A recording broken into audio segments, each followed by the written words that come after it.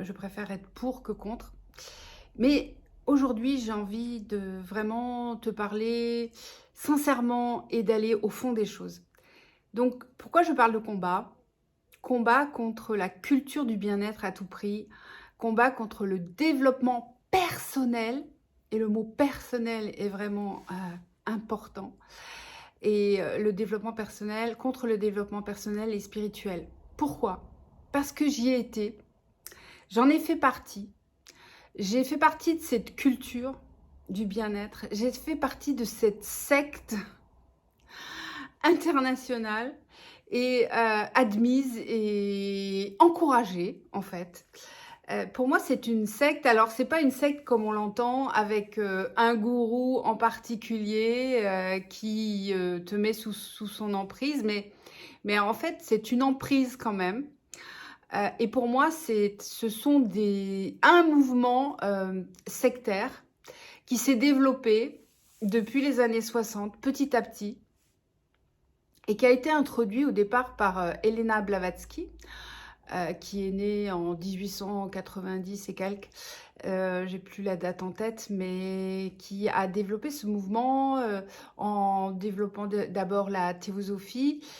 Et elle a beaucoup voyagé, c'est une femme qui était médium et luciférienne, qui a beaucoup voyagé de par le monde et a ramené des petits bouts de ci, de telle religion, de telle pratique, de telle méthode, par-ci, par-là, pour en faire, pour en diffuser, transmettre de par le monde. Et elle connectait avec des démons. Et son dernier, comment ça s'appelle, sa dernière revue s'appelait Lucifer. Donc bon, tu prends pas ce nom par hasard, hein, d'accord? On est d'accord. Donc, comment dire? Aujourd'hui, j'ai vraiment envie de dénoncer.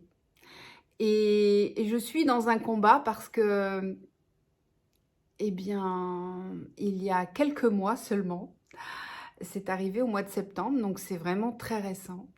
Je me suis levée un matin et Jésus m'a parlé directement dans le cœur. Je vais te dire, c'est pas une voix très claire que j'ai entendue avec une voix d'homme.